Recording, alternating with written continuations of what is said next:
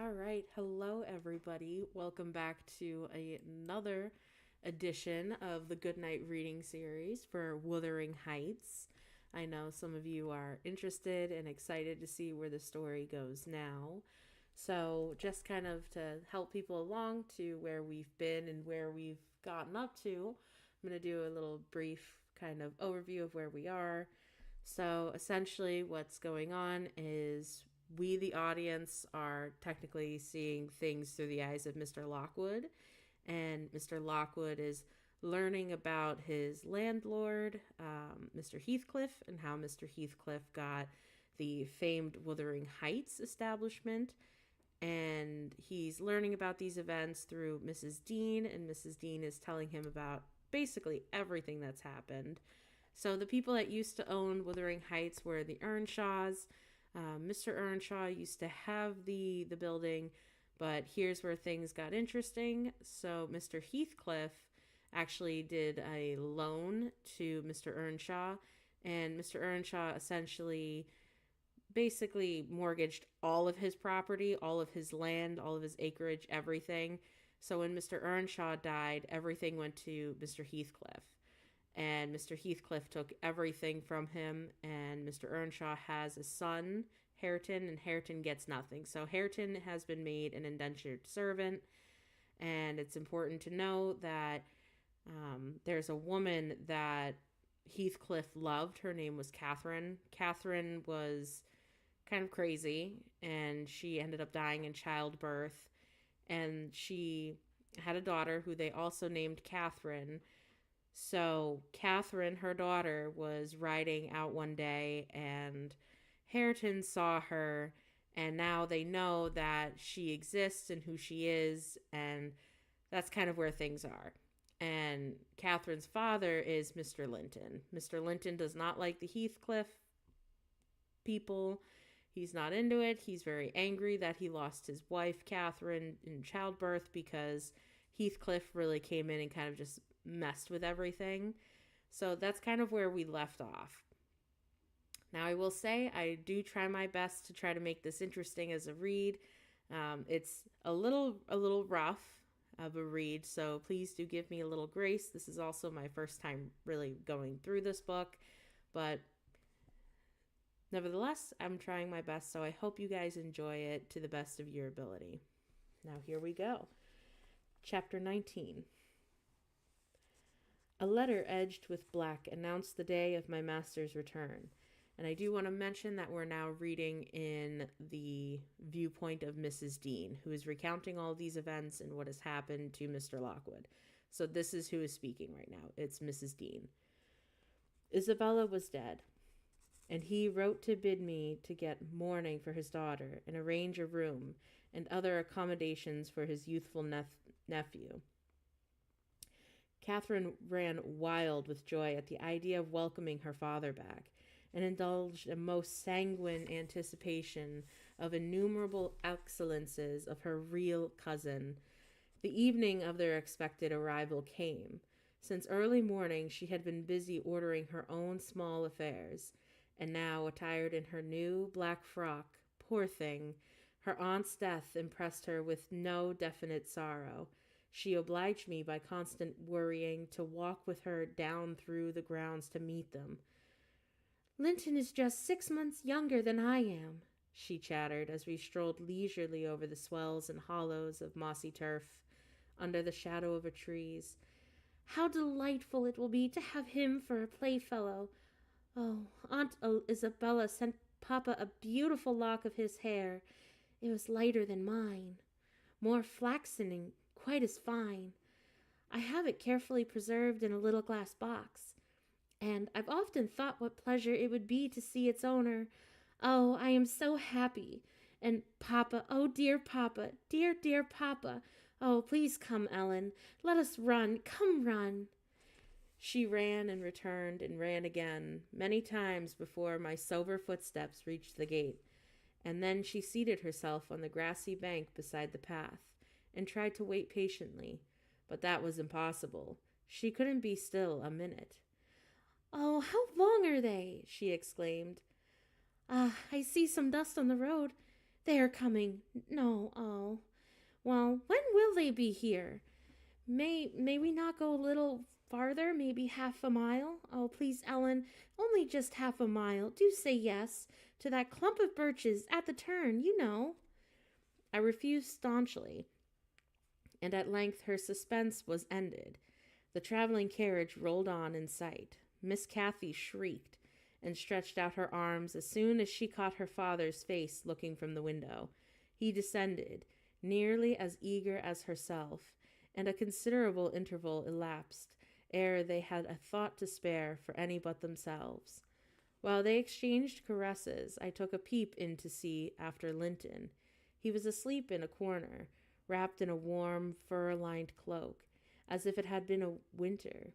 A pale, delicate, effeminate boy, who might have been taken for my master's younger brother, so strong was the resemblance, but there was a sickly peevishness in his aspect that Edgar Linton never had. The latter saw me looking, and having shaken hands, advised me to close the door and leave him undisturbed, for the journey had fatigued him. Cathy would fain to have taken one glance, but her father told her to come on, and they walked together up the park, while I hastened before to prepare the servants.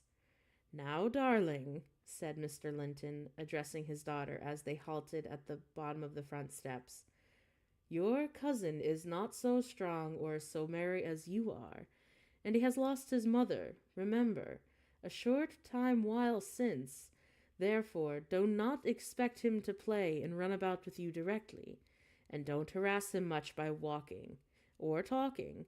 Just let him be quiet this evening, at least, will you?" "Oh, yes, yes, Papa," answered Catherine. "But I do want to see him, and he hasn't once looked out." The carriage stopped, and the sleeper, being roused, was lifted to the ground by his uncle. "This is your cousin, Cathy. Linton," he said, putting their little hands together. "She's fond of you already, and mind you don't grieve her by crying tonight. Try to be cheerful now, and traveling is at an end, and you have nothing to do but rest and amuse yourself as you please." "Let me go to bed, then," answered the boy, shrinking from Catherine's salute, and he put his fingers to his eyes to remove the incipient tears. "Come now, there's a good child," I whispered, leading. "You'll make her weep too. See how sorry she is for you." I do not know whether it were sorrow for him, but his cousin put on as sad as a countenance as him, and returned to her father. All three entered and mounted to the library, where tea was already laid. I proceeded to remove Linton's cap and mantle, placed him on a chair by the table, but he was no sooner seated than he began to cry afresh. My master inquired what was the matter. "I can't sit on a chair," sobbed the boy. "Go to the sofa, then, and Ellen shall bring you some tea," answered his uncle patiently. He had been greatly tried during the journey, and I felt convinced by this, by his fretful, ailing charge. Linton slowly trailed himself off and lay down. Cathy carried a footstool and her cup to his side. At first she sat silent, but that could not last. She had resolved to make a pet of her little cousin, as she would have him to be, and she commenced stroking his curls and kissing his cheek and offering him tea in her saucer, like a baby. This pleased him, for he was not much better. He dried his eyes and lightened into a faint smile. "Oh, he will do very well," said the master to me, after watching them a minute. "Very well, if you can keep him, Ellen. The company of a child of his own age will instill new spirit into him soon, and by wishing for strength, he'll again it." "Aye, if we can keep him," I amused myself, and sore misgivings came over me that was a slight hope of that. And then I thought, however this will be, that the weakling that lived at Wuthering Heights would be his father and Hareton.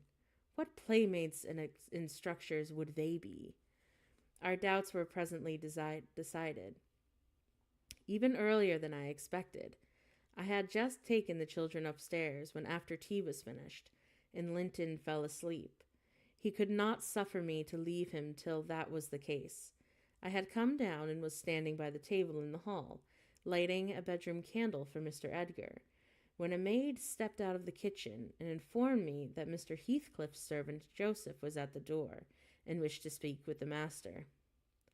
"I shall ask him if he wants to first try," I said in a considerable trepidation.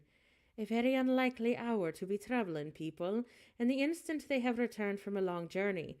I don't think the master can see him now."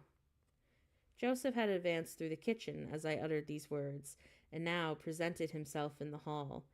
He was donned in his Sunday garments, with his most sanctimonious and sourest of faces, and holding his hat in one hand and his stick in the other, he proceeded to clean his shoes on the mat. "Good evening, Joseph," I said coldly. "What business brings you here tonight?" "It's Maester Linton. Oh, mun spade to take you," he answered, wavering me disdainfully aside. "Mr. Linton is going to bed. Unless you have something in particular to say, I'm sure he won't hear it now," I continued. "You had better sit down in there and entrust your message to me." "Which room is his?" "That's what you'd be looking for, aren't you?" I perceived from him, as he bent on refusing my meditation. So very reluctantly, I went up to the library and announced the unseasonable visitor, advising that he should be dismissed till next day. Mr. Linton had no time to empower me to do so, for he mounted close at my heels, and pushing into the apartment, planted himself at the far side of the table, with his two fists clasped on the head of his stick, and he began in an elevated tone, as if anticipating opposition. "Heathcliff has sent him for this lad, and one of them munna take it back, won't you say?" Edgar Linton was silent a minute, with an expression of exceedingly sorrow overcast. He could have pitied the child on his own account, but recalling Isabella's hopes and fears and anxious wishes for her son, and her accommodations of him to his care, he grieved bitterly at the prospect of yielding him up, and searched in his heart how it might be avoided. No plan offered itself. The very exhibition of any desire to keep him would have rendered the claimant more peremptory. There was nothing left but to resign him. However, he was not going to rouse him from his sleep. "Tell Mr. Heathcliff," he answered calmly, "that his son shall come to Wuthering Heights tomorrow. You may also tell him that the mother of Linton desired him to remain under my guardianship, and at present he is in a very precarious health." "No," said Joseph, giving a thud with his prop on the floor, and assuming an authoritative air. "No, that man's now. Heathcliff makes no kenna to the bee and the mother, and now ye northerner. But he'll have his lad, and munna take him, so now ye know." "You shall not tonight," answered Linton decisively. "Walk downstairs at once and repeat to your master what I have said. Ellen, show him down. Go." And then, aiding the indignant elder with a lift by the arm, he rid the room of him and closed the door. "Very well," shouted Joseph as he slowly drew off. "Ta morning he's comin' histlin' and thrustamin'. Oh, if ye dare." Chapter 20. To obviate the danger of this threat being fulfilled, Mr. Linton commissioned me to take the boy home early on Catherine's pony, and said, "As well as shall now have no influence over his destiny, good or bad, you must say nothing of where he is gone to my daughter. She cannot associate with him hereafter, and it's better for her to remain in ignorance of his proximity, lest she should be restless and anxious to visit the Heights. Merely tell her his father sent for him suddenly, and he has to be obliged to leave us." Linton was very reluctant to be roused from his bed at 5 o'clock, and astonished to be informed that he must prepare for further traveling. but I softened off the matter by stating that he was going to spend some time with his father, Mr. Heathcliff, who wished to see him so much he did not like to defer to the pleasure till he should recover from his late journey. "My father?" he cried in a strange perplexity. "Mamma never told me I had a father. Where does he live? I'd rather stay with uncle." "He lives a little distance from the Grange," I replied, "just a little beyond those hills, not so very far, but you may walk over there when you get hearty, and you should be glad to go home and see him. You must try to love him, as you did your mother, and then he will love you in return." "But why have I not heard of him before?" asked Linton. "Why didn't Mamma and he live together, as, other people do?"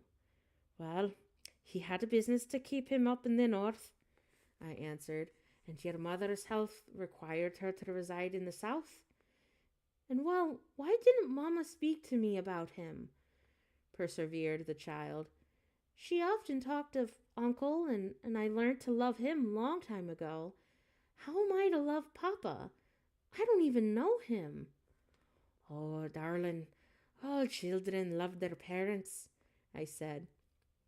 "Your mother perhaps thought you would want to be with him if she mentioned him to you often.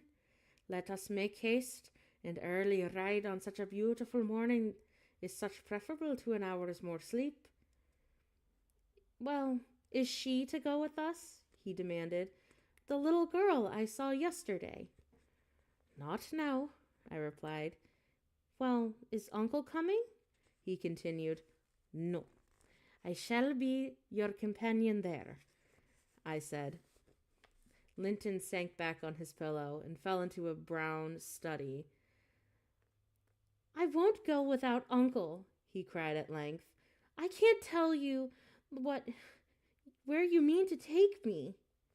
I attempted to persuade him of the naughtiness of showing reluctance to meet his father. Still, he obstinately resisted any progress towards dressing, and I had to call for my master's assistance in coaxing him out of bed. The poor thing was finally off with severe delusional assurances that his absence should be short, that Edgar and Miss Cathy would miss him, and other promises equally ill-founded, which I invented and reiterated at intervals throughout the way. The pure heather-scented air and the bright sunshine and the gentle canter of Minnie relieved his despondency after a while. He began to put questions concerning his new home and its inhabitants with greater interest and liveliness. "Well, is Wuthering Heights as pleasant a place as Thrushcross Grange?" he inquired, returning to take a last glance into the valley, whence a light mist mounted and formed a fleecy cloud on the skirts of the blue. "It is not so buried in trees," I replied, "and it is not so quite as large, but you can see the country beautifully all around, and the air is healthier for you, fresher and drier. You will perhaps think the building old and dark at the first, though it is a very respectable house, the next best in the neighbourhood, and you will have such a nice ramble on the moors. You also have Hareton Earnshaw, and that is Miss Cathy's other cousin, and so yours in a manner. We'll show you all the sweetest spots, and you can even bring a book in the fine weather, and make a green hollow in your study, and now and then your uncle may join you in a little walk, and when he does, frequently out on the hills." "And, well, what is my father like?" he asked. "Is he as young and as handsome as uncle?" "Ha! Aye, he is young," I said, "but he has a black hair and eyes and looks sterner, and he is taller and bigger altogether. He'll not seem to you so gentle and kind at first. Perhaps that is because it is not his way. Still, mind ye, be frank and cordial with him, and naturally he'll be fonder of you than any uncle, for you are his very own child." "Black hair and eyes?" mused Linton. "I can't fancy him. Then I am not like him, am I? Well, not much, I answered.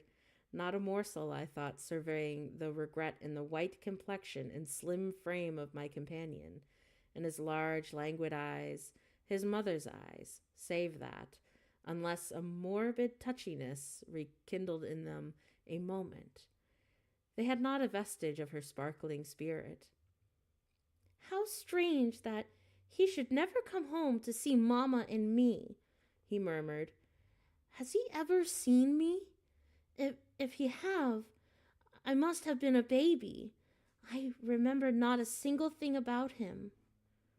Why, Master Linton, I said, 300 miles is a great distance, and 10 years seem very different in a length to a grown-up person compared with that as to you do.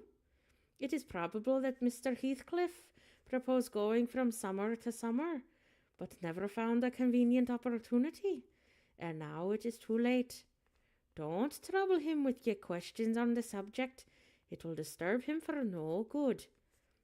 The boy was fully occupied with his own cognitions for the remainder of the ride, till we halted before the farmhouse garden gate. I watched to catch his impressions in his countenance. He surveyed the carved front and the low-browed lattices, the straggling gooseberry trees and bushes, the crooked firs with the solemn intentness, and then shook his head. His private feelings entirely disapproved of the exterior of his new abode. But he had sense to postpone complaining. There might be compensation within. Before he dismounted, I went and opened the door. It was 6:30. The family had just finished breakfast. The servant was clearing and wiping down the table. Joseph stood by his master's chair, telling some tale concerning a lame horse, and Hareton was preparing for the hayfield. "Hullo, Nellie!" cried Heathcliff when he saw me. "I feared I should have come down to fetch my property myself. You've brought it, haven't you? Let us see what we can make of it." He got up and strode to the door. Hareton and Joseph followed in gaping curiosity. Poor Linton ran a frightened eye over the faces of the three. "Surely," said Joseph after a grave inspection, "he's swooped wi' ye, maister, and yon's his lass." Heathcliff, having stared his son into an ague of confusion, uttered a scornful laugh. "God, what a beauty! What a lovely, charming thing!" he exclaimed. "Haven't they reared it on snails and sour milk, Nellie? Oh, damn my soul! But that's worse than I expected. The devil knows I'm not sanguine." I bid the trembling and bewildered child to get down and enter. He did not thoroughly comprehend the meaning of his father's speech, or whether it were intended for him. Indeed, he was not yet certain that the grim, sneering stranger was his father. But he clung to me with growing trepidation, and on Mr. Heathcliff's taking a seat and bidding him "come hither," he hid his face on my shoulder and wept. "Tut, tut," said Heathcliff, stretching out a hand and dragging him roughly between his knees, and then holding up his head by the chin. "None of that nonsense. We're not going to hurt thee, Linton. Isn't that why they name you? Thou art thy mother's child entirely. Where's my share in thee? Pulling chicken?" He took off the boy's cap and pushed back his thick, flaxen curls, felt his slender arms and his small fingers, during which examination Linton ceased crying and lifted his great blue eyes to inspect the inspector. "Do you know me?" asked Heathcliff, having satisfied himself that the limbs were all equally frail and feeble. "No," said Linton, with a gaze of vacant fear. "You've heard of me, I dare say." "Well, no," he replied again. "No? What a shame of your mother, never to waken your filial regard for me.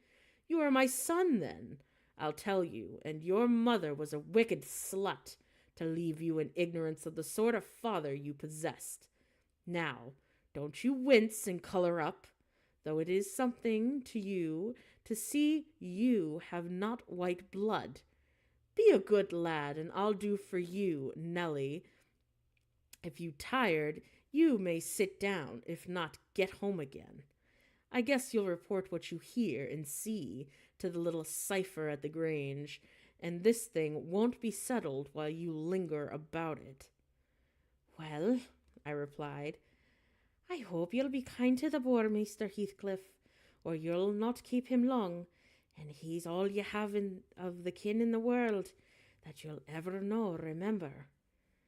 I'll be very kind to him. You needn't fear, he said, laughing. Only nobody else must be kind to him. I'm jealous of monopolizing his affection, and to begin my kindness, Joseph, bring the lad some breakfast. Hareton, you infernal calf, be gone to your work.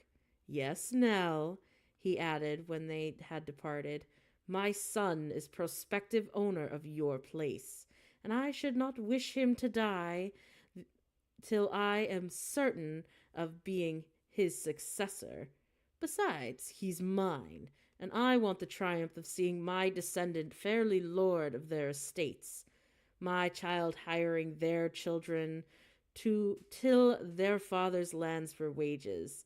That is the sole consideration which can make me endure the whelp. I despise him for himself, and hate him for the memories he revives. But that consideration is sufficient. He is as safe with me, and shall be tended as carefully as your master tends his own.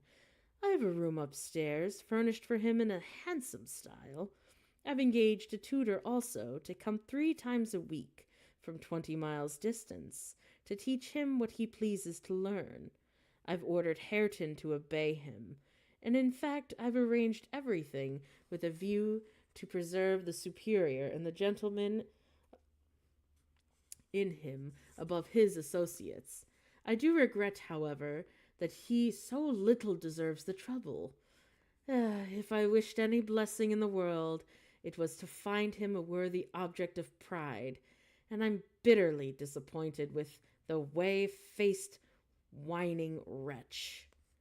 While he was speaking, Joseph returned, bearing a basin of milk porridge, and placed it before Linton. He stirred round the homely mess with a look of aversion, and affirmed he could not eat it. I saw the old man's servant share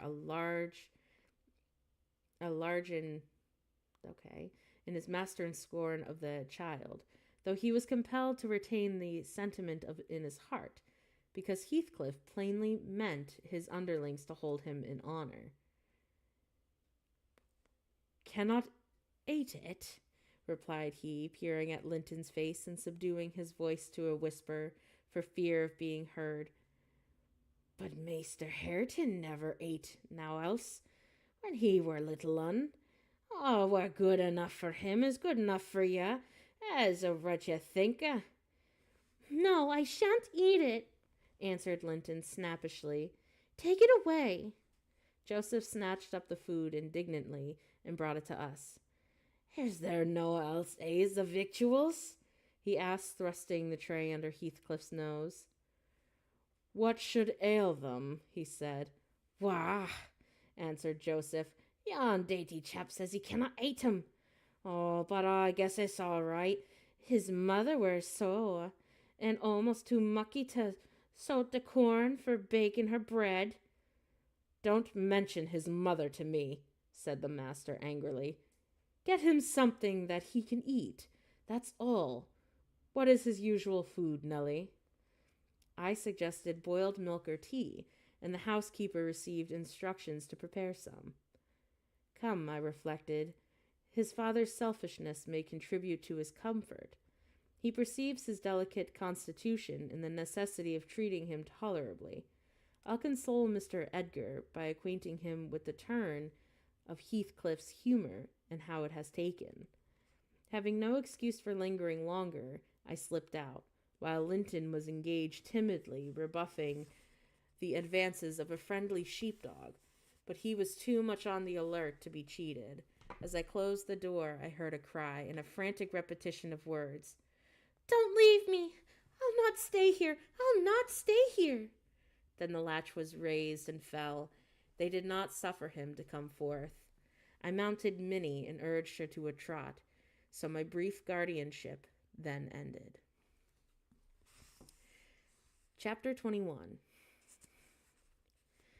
We had sad work with little Kathy that day. She rose in high glee, eager to join her cousin, and such passionate tears and lamentations followed the news of his departure that Edgar himself was obliged to soothe her by affirming that he should come back soon. He added, however, "If I can get him," and there were no hopes of that. This promise poorly pacified her, but time was more potent, and though still at intervals, she inquired of her father when Linton would return. Before she did see him again, his features had waxed so dim in her memory that she did not recognize him.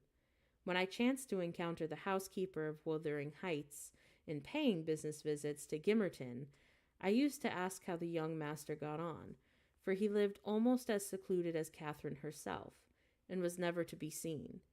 I could gather from her that he continued in weak health, and was a tiresome inmate. She said Mr. Heathcliff seemed to dislike him ever longer and worse, though he took some trouble to conceal it. He had an antipathy to the sound of his voice, and could not do at all with his sitting in the same room with him many minutes together. There seldom passed much talk between them. Linton learned his lessons and spent his evenings in a small apartment that they called the parlor, or else he laid in bed all day, for he was constantly getting coughs and colds and aches and pains of some sort. "And I never knew such a faint-hearted creature," added the woman, "nor one so careful of hisself. He will go on, and if I leave the window open just a little bit late in the evening, oh, it's a killing, a breath of night air, and he must have a fire in the middle of summer, and Joseph's bacca pipe is poison, and he must always have sweets and dainties, and always take milk forever, heeding not now the rest of us are pinched in winter, and there he'll sit, wrapped in his furred cloak in his chair by the fire, and some toast and water on some other slop on the hob to sip at. And if Hareton, for pity, comes to amuse him, Hareton is not bad-natured, though he's rough. They're sure to part, one swearing and the other crying. I believe the master would relish Earnshaw's thrashing him to a mummy, if he were not his son, and I'm certain that he would be fit to turn him outdoors if he knew half the nursing he gives himself. But then he won't go into the danger of temptation. He never enters the parlor, and should Linton show these ways in the house where he lives, it would send him upstairs directly. His father barely can stand to look at him." I divined from this account that the utter lack of sympathy had rendered young Heathcliff selfish, disagreeable, and if he were not so original, and my interest in him consequently decayed, though still I was moved with a sense of grief at his lot, and a wish that he had been left with us. Mr. Edgar encouraged me to gain information. He thought that a great deal about him, and I fancied that he would have some risk in seeing him, and he told me once to ask the housekeeper whether he ever came into the village. She said that he had only been twice on horseback, accompanying his father, and both times he pretended to be quite knocked up for 3 or 4 days afterwards. That housekeeper left, if I recollect rightly, 2 years after he came, and another whom I did not know was her successor, and she still lives there now. Time wore on at the Grange in its former pleasant way. Still, Miss Cathy reached 16. On the anniversary of her birth, we never manifested any of the signs of rejoicing, because it was the anniversary of my late mistress's death. Her father invariably spent the day alone in the library, and walked at dusk as far as Gimmerton Kirkyard, where he would frequently prolong his stay beyond midnight. Therefore, Catherine was thrown on her own resources for amusement. This 20th of March was a beautiful spring day, and when her father had retired, my young lady came down dressed for going out, and said that she had asked to have a ramble on the edge of the moors with me, and Mr. Linton had given her leave. If we went only a short distance and were back before the hour was through. "Make haste, Ellen," she cried. "I know where I wish to go, where a colony of moor game are settled. I want to see whether they have made their nests yet." "That must be a good distance up," I answered. "They don't breed on the edge of the moor." "No, it's not," she said. "I've gone very near with Papa." I put on my bonnet and sallied out, thinking nothing more of the manner. She bounded before me and returned to my side, and was off again like a young greyhound.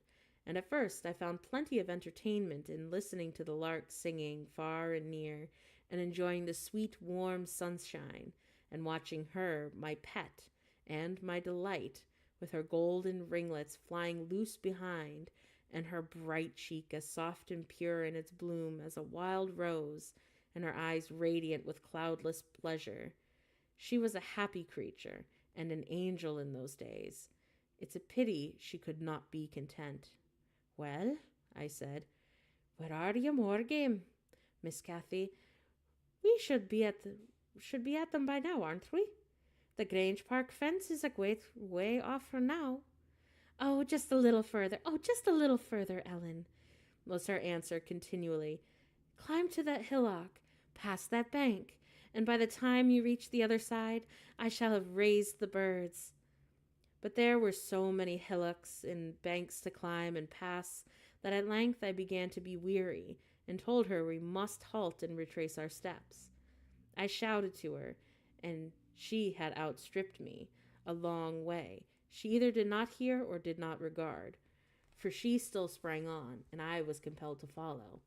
Finally she dived into a hollow, and before I came in sight of her again, she was 2 miles nearer Wuthering Heights than her own home, and I beheld a couple of persons arresting her, one of whom I was convinced was Mr. Heathcliff himself.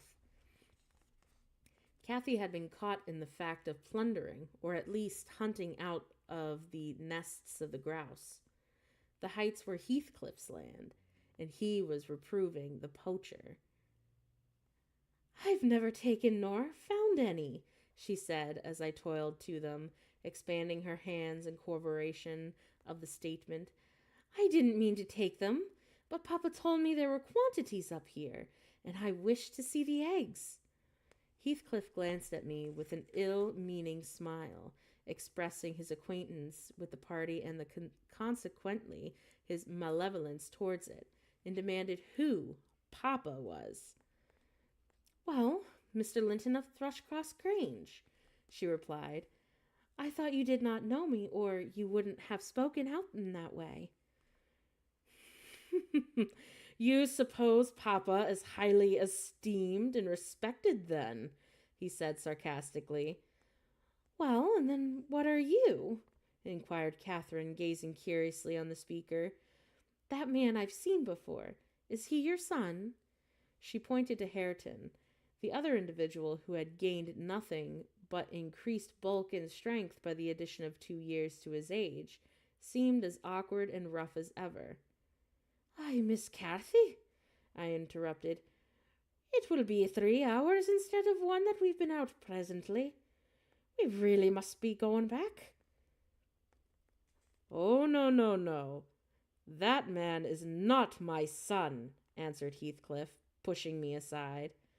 "But I do have one, and you have seen him before too, and though your nurse is in a hurry, I think both you and she would be better for a little rest, now wouldn't you? Will you just turn this nab of Heath and walk into my house? You'll get home earlier for the ease, and you shall receive a kind welcome." I whispered Catherine that she mustn't, and that on any account accede to the proposal. It was entirely out of the question. "Why?" she asked aloud. "I'm tired of running, and the ground is dewy. I can't sit here. Let us go, Ellen. Besides, He says that I have seen his son. He's mistaken, I think. Well, but I guess where he lives at the farmhouse I visited in coming from Penistone Crags, don't you? I do. Come. I do. Come, Nellie, hold your tongue. It will be a treat for her to look in on us. Hareton, get forwards with the lass. You shall walk with me, Nellie. No, she's not going any such a place, I cried, struggling to release my arm, which he had seized. But she was almost at the door-stones already, scampering round in the brow at full speed. Her appointed companion did not pretend to escort her. He shied off by the roadside and vanished. Mr. Heathcliff, it's very wrong, I continued. You know you mean no good, and there she'll see Linton, and all will be told as soon as we return, and I shall have the blame. I want her to see Linton, he answered. He's looking better these days, and it's not often he's fit to be seen, and we'll soon persuade her to keep the visit secret. Where's the harm of it? The harm is that her father would hate me if he found out that I suffered her to enter into your house, and I am convinced that you have a bad sign in encouraging her to do so, I replied. Ha ha ha! My design is honest as possible. I'll inform you of its whole scope, he said, that the two cousins may fall in love and get married. I'm acting generously towards your master. His young chit has no expectations, and should she second my wishes, she'll be provided for at once as joint successor with Linton. If Linton died, I answered, and his life is quite uncertain, Catherine would be the heir. No, she would not, he said. There is no clause in the will to secure it so. His property would go to me. But to prevent disputes, I desire their union, and am resolved to bring it about. And I am resolved that she shall never approach your house with me again, I returned, as we reached the gate where Miss Cathy waited our coming. Heathcliff bid me quiet, and proceeding up the path, he hastened to open the door. My young lady gave him several looks, as if she could not exactly make up her mind what to think of him. But now he smiled when he met her eye, and softened his voice in addressing her, and I was foolish enough to imagine the memory of her mother might disarm him from desiring her injury. Linton stood on the hearth. He had been out walking in the fields, for his cap was on, and he was calling to Joseph to bring him dry shoes. He had grown tall of his age, still wanting some months of 16. His features were pretty yet, and the eye and complexion brighter than I had remembered them, though with his merely temporary luster borrowed from the salubrious air and genial sun. Now who is that? Asked Mr. Heathcliff, turning to Catherine. Can you tell? Your son, she said, having doubtfully surveyed the first and then the other.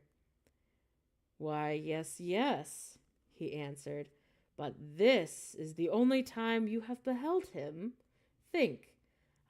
Come on now, you have a short memory. Linton, don't you recall your cousin that you used to tease us with so wishing to see? What? Linton?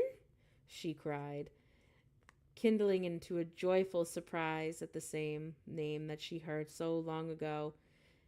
Is that little Linton? Oh, he's taller than I am. Are you Linton? The youth stepped forward and acknowledged himself. She kissed him fervently, and they gazed with wonder at the change of time that had brought into their appearance of each other. Catherine had reached her full height. Her figure was both plump and slender, elastic as steel, and her whole aspect sparkling with health and spirits. Linton's looks and movements were very languid, and his form extremely slight, but there was a grace in his manner that mitigated these defects and rendered him not unpleasing. After exchanging numerous marks of fondness with him, his cousin went to Mr. Heathcliff, who lingered by the door, dividing his attention between the objects inside and those that lay without, pretending, that is, to observe the latter, and really noting the former alone. "And are you my uncle, then?" she cried, reaching up to salute him. "I thought I liked you, though you were cross at first. Why don't you visit at the Grange with Linton? To live all these years in such close proximity and never see us. Well, isn't that odd? What have you done so for?" "Well, I did visit it once or twice, often before you were born," he answered. "There, damn it, if you have any kisses to spare, give them to Linton. They are thrown away on me." "Oh, naughty Ellen!" exclaimed Catherine, flying to attack me next with her lavish caresses. "Oh, wicked Ellen! To try to hinder me from entering. Oh, but I'll take this walk every morning in the future. Oh, may I, uncle? Oh, please say.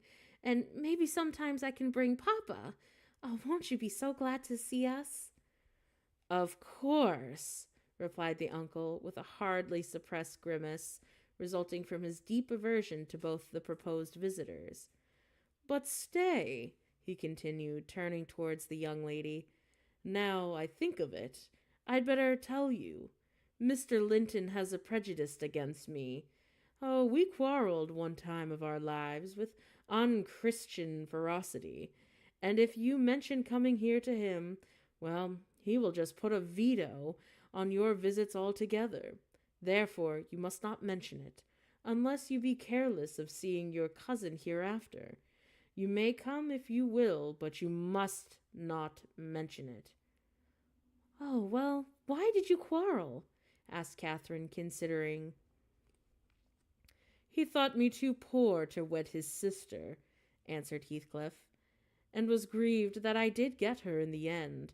His pride was hurt, and he'll never forget it." "That's wrong," said the young lady. "Sometime I'll tell him so, but Linton and I have no share in your quarrel. I'll not come here then. He shall come to the Grange." "It will be too far for me," murmured her cousin. "To walk 4 miles would kill me. No, come here, Miss Catherine, now and then, not every morning, but once or twice a week." The father launched towards his son in a glance of bitter contempt. "I'm afraid, Nellie, I shall lose my labor," he muttered to me. "Miss Catherine, as the ninny calls her, will discover his value and send him to the devil. Now, if it had been Hareton, do you know that 20 times a day I covet Hareton, with all his degradation? I'd have loved the lad had he had been someone else, but I think he's safe from her love.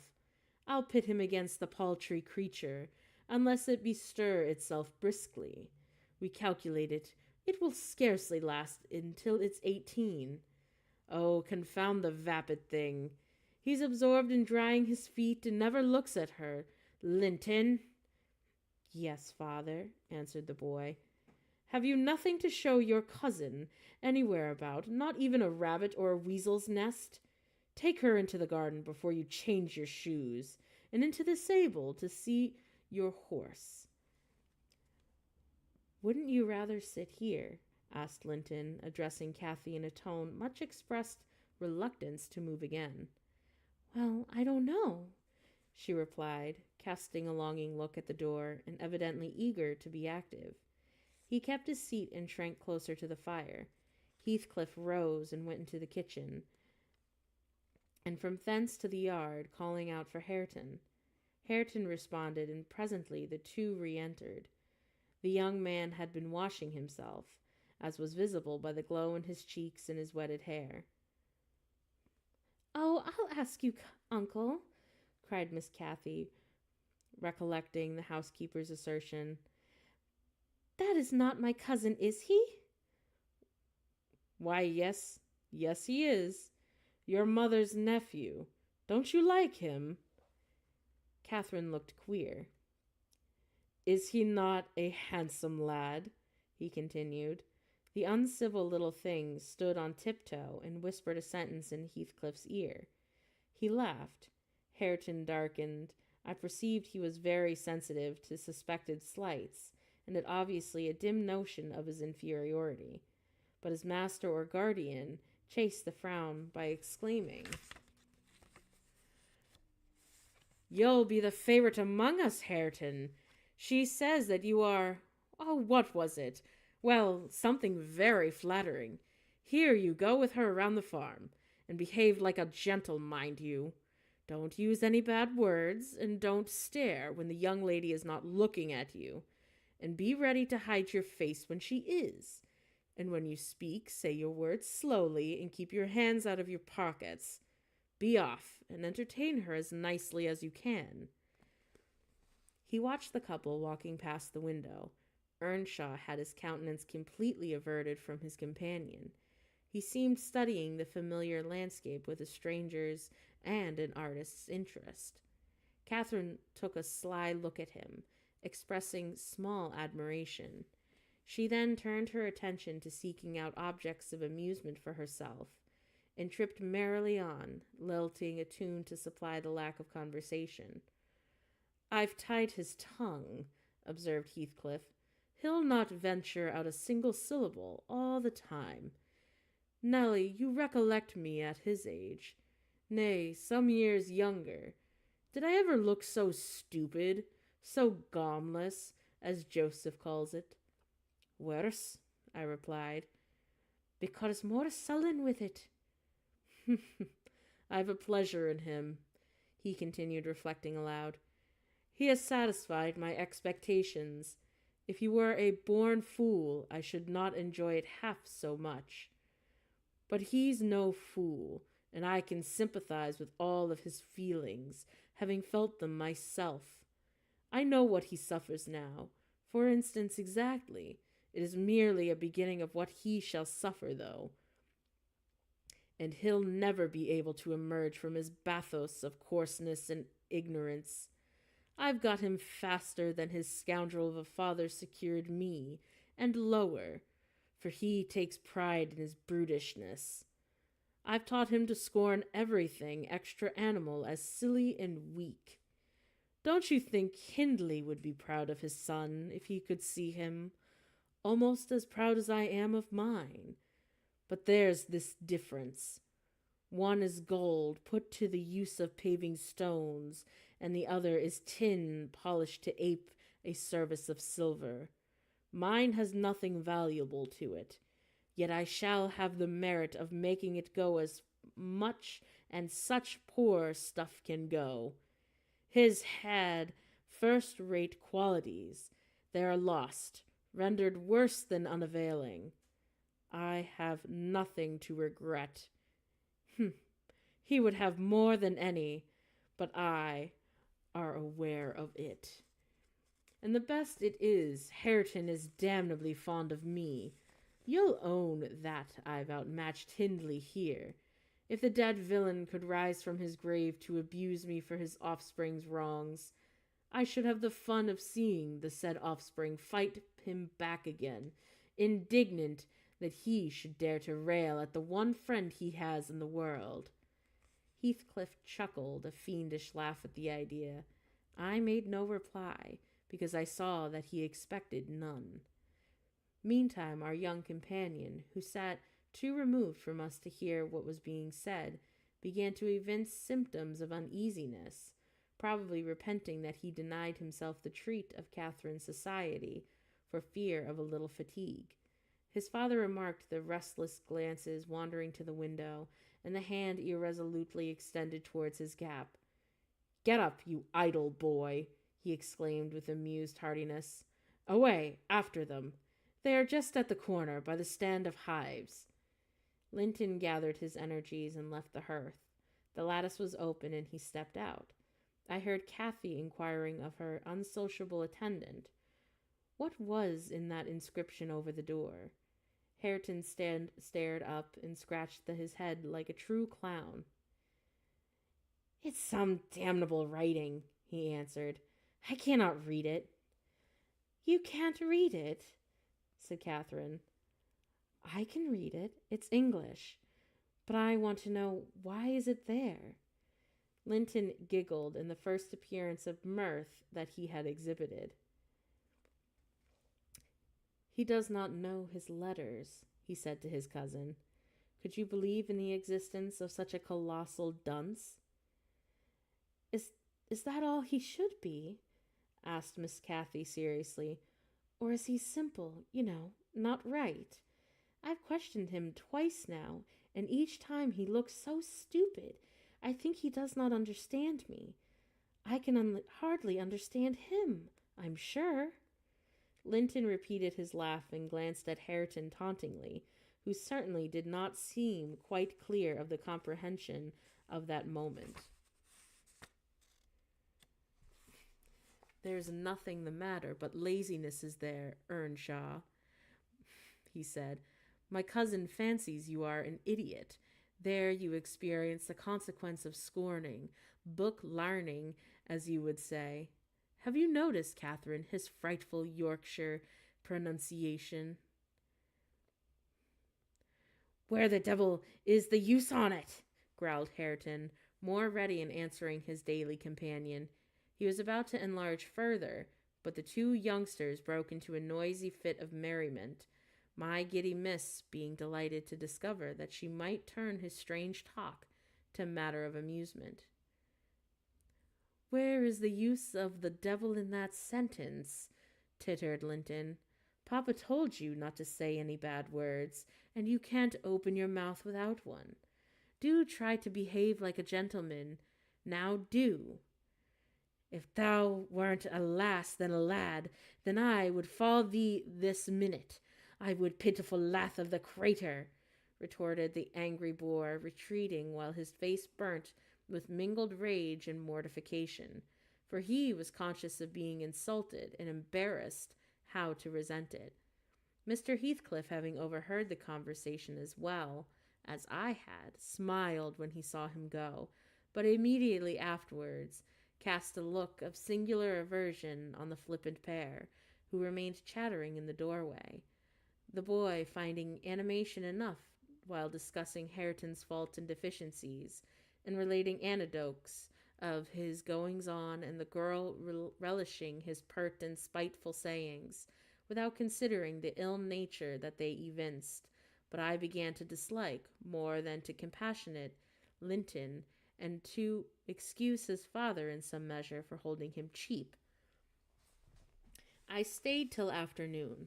I could not hear Miss Cathy away but happily my master did not quit his apartment, and remained ignorant of her prolonged absence.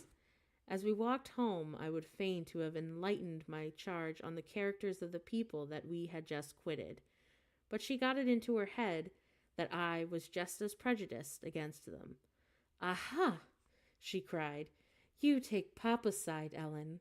You are partial, I know, or else you wouldn't have cheated me so many years into the notion that Linton lived a long ways away from here.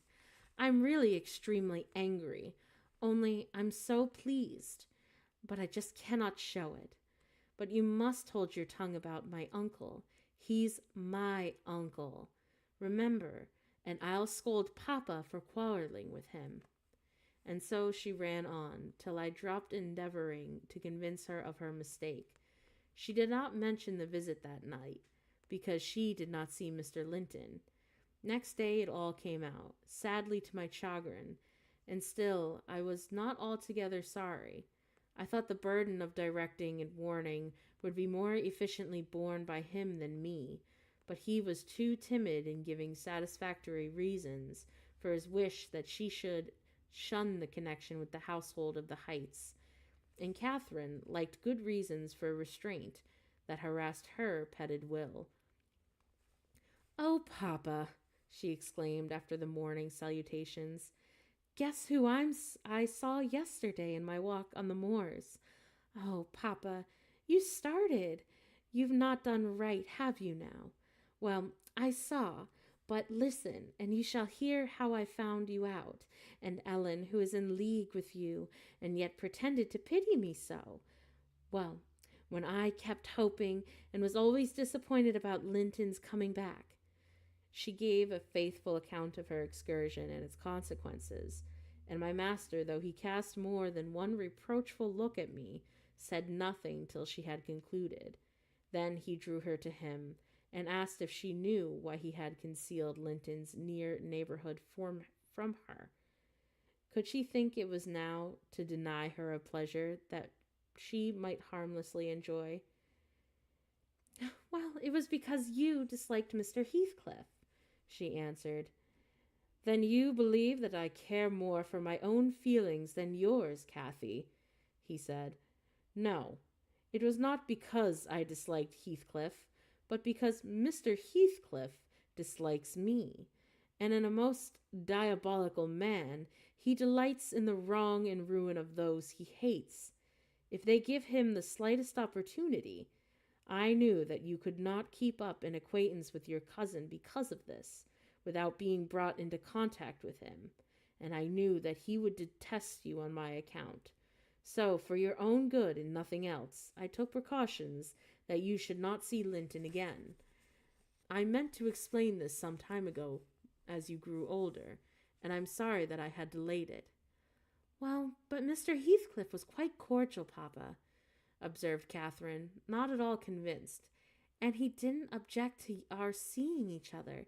He said that I might come to his house when I pleased, only I must not tell you, because he had quarreled with you, and that you would not forgive him for marrying Aunt Isabella, and that you just are who you are, and that you just won't, and that you are the one to be blamed for the quarrel. He is willing to let us be friends, at least, well, Linton and I, and you are not. My master, perceiving that she would not take his word for her uncle-in-law's evil disposition, gave a hasty sketch of his conduct to Isabella, and in a manner of which Wuthering Heights became his property. He could not bear to discourse long upon the topic, for though he spoke little of it, he still felt the same horror and detestation of his ancient enemy that had occupied his heart ever since Mrs. Linton's death. She might have been living yet if he had not been for him, if it has, and repented of on the day they were committed, was amazed at the blackness of spirit that could brood on and cover revenge for years, and deliberately prosecute its plans without a visitation of remorse. She appeared so deeply impressed and shocked at this new view of human nature, excluded from her studies and all her ideas till now, that Mr. Edgar seemed it unnecessary to pursue the subject. He merely added, "You will know hereafter, darling, why I wish you to avoid his house and family. Now, return to your old employments and amusements, and think no more about them." Catherine kissed her father and sat down quietly to her lessons for a couple of hours, according to custom. Then she accompanied him to the grounds, and the whole day passed as usual. But in the evening, when she had retired to her room, and I went to help her to undress, I found her crying, on her knees by the bedside. "Oh, fie, silly child," I exclaimed. "If you had any real griefs, you'd be ashamed to waste a tear on this little contrary.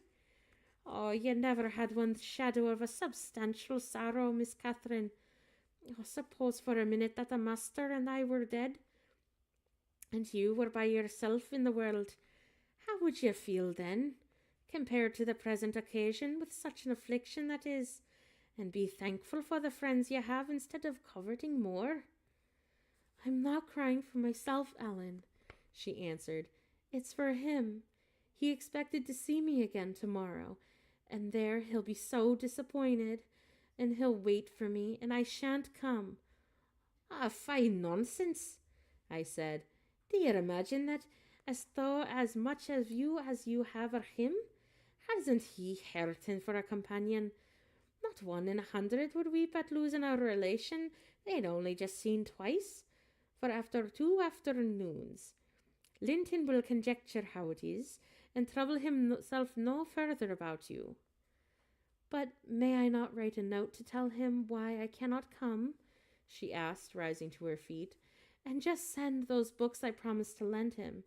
His books are not as nice as mine, and he wanted them extremely when I told him how interesting they were. Oh, please, may I do so, Ellen? No, indeed, no, indeed, I replied with decision. Then he would write you, and there would never be an end to it. No, Miss Catherine, the acquaintance must be dropped entirely. No, Papa expects, and I shall see that it is done. But how can one little note, she recommenced, putting on an imploring countenance. Silence, I interrupted.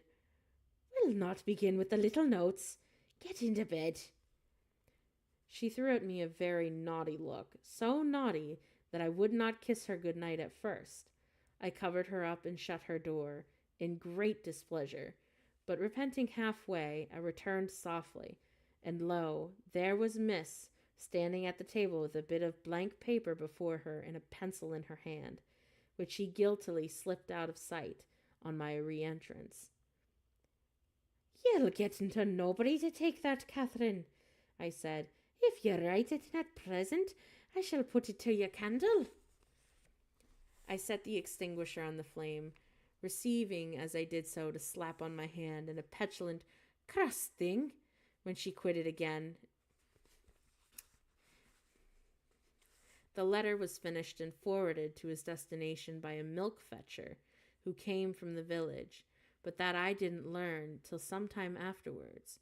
Weeks passed on, and Kathy recovered her temper, though she grew wondrously fond of stealing off to corners by herself, and often, if I came near her suddenly while reading, she would start and bend over a book, evidently desirous to hide it, and I detected the edges of those loose bits of paper sticking out beyond the leaves.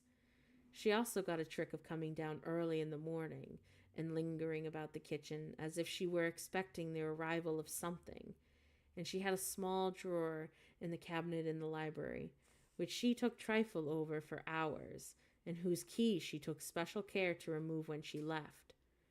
One day, as she inspected this drawer, I observed that the playthings and the trinkets which recently formed its contents were transmuted into bits of folded paper. My curiosity and suspicions were roused. I determined to take a peep at her mysterious treasures. So at night, as soon as she and my master were safe upstairs, I searched and readily found among my house keys one that would fit the lock. Having opened, I emptied the whole contents into my apron, and took them with me to examine at my leisure in my own chamber. Though I could not be suspect, I was still surprised to discover that they were a mass of correspondences, daily almost, as if it must have been from Linton Heathcliff. Answers to documents forwarded by her. The earlier dated ones were embarrassed and short. Gradually, however, they expanded into copious love letters, foolish as the age of the writer rendered natural, yet with touches here and there which I thought were borrowed from a more experienced source. Some of them struck me as singularly odd compounds of ardor and flatness, commencing in strong feeling and concluding in the infected, wordy way that a schoolboy might use to be towards a fancied incorporeal sweetheart. Whether they satisfied Kathy, I didn't know, but they appeared very worthless trash to me. After turning over as many as I thought proper, I tied them in a handkerchief and set them aside, relocking the vacant drawer. Following her habit, my young lady descended early and visited the kitchen. I watched her go to the door on the arrival of a certain little boy, and while the dairymaid filled his can, she tucked something into his jacket pocket and plucked something out.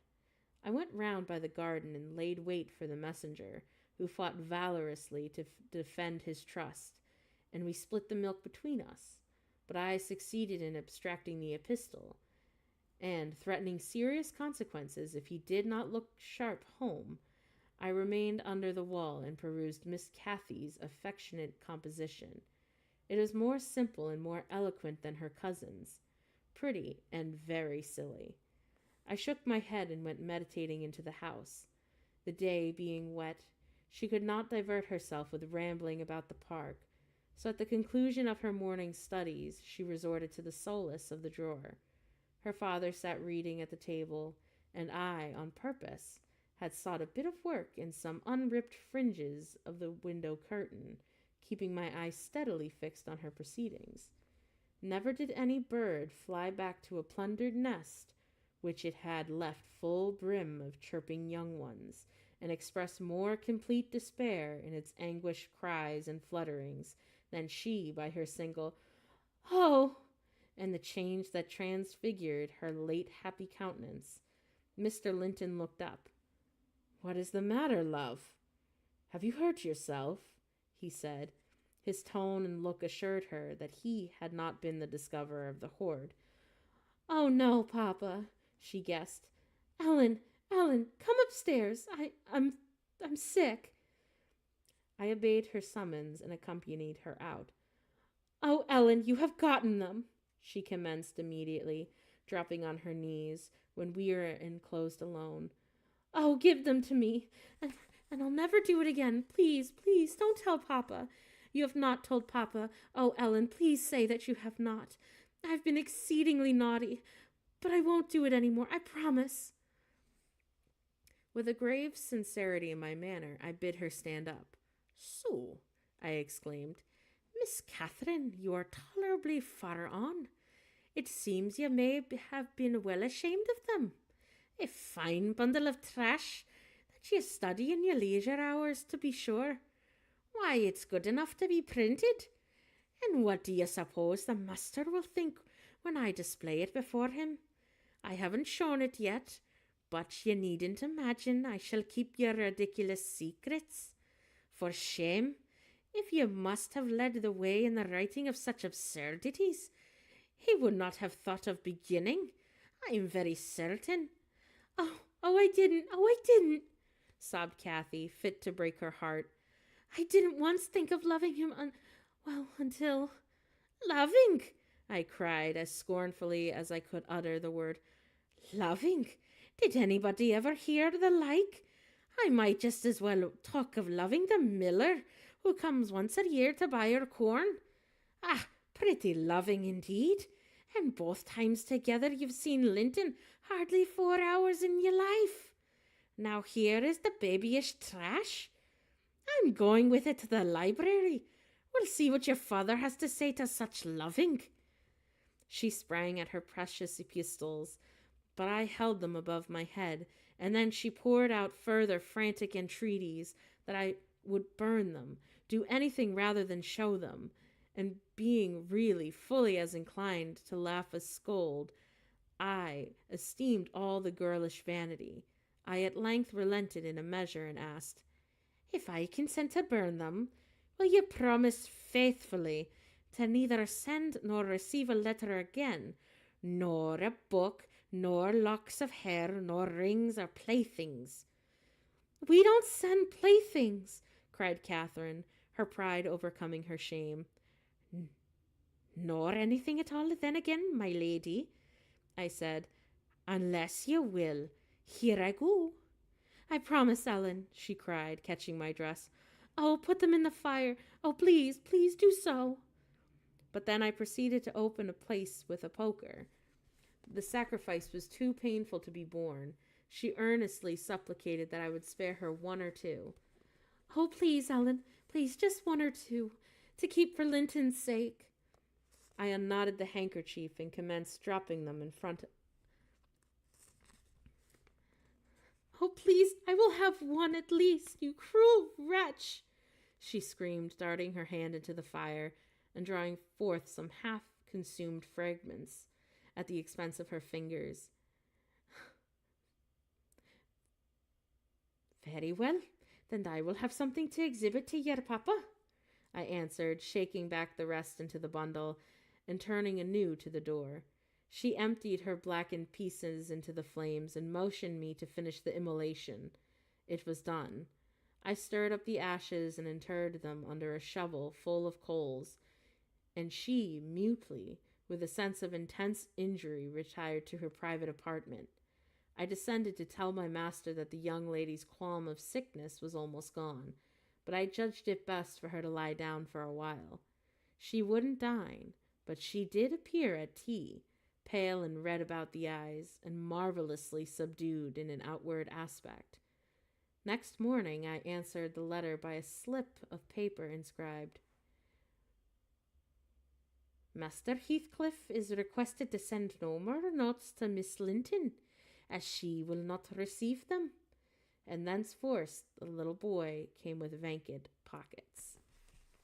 Well, damn, son. That sucks. She has like an interest in, her cousin. It's a little weird that it's a cousin though. Part of me is kind of like, oh man. It's crazy that she wants her cousin. So I'm still kind of like weirded out about it being cousins. Because, like, that just doesn't sound right in my opinion. But okay, I get it. They're cousins and they are doing their thing. And I don't know, but okay, so they do love each other, and I think it's a little crappy of Mrs. Dean and, Catherine's father to prevent the two of them from, like, being a couple. So part of me is kind of, like, upset about this a little bit, that they're not, allowed to kind of see each other. But I get it, though, because also Mrs. Dean is like, Mr. Heathcliff has horrible things that, he's probably designing and machinations to destroy, Catherine's father because he hates the man. The man took the woman he always wanted. So I think it's very interesting to say the least, but it's also kind of really sad. So I kind of hate Mrs. Dean for this in a little bit of a way. I thought it was a little too cruel. I mean, it was kind of harmless. The two of them were just sending letters to each other. I mean, they are like 16, the young love. It's not like, they're going out in the bushes and, rutting like animals or something, They're just sending letters to each other. So it's kind of sad. And I'm kind of upset that, Mrs. Dean did that.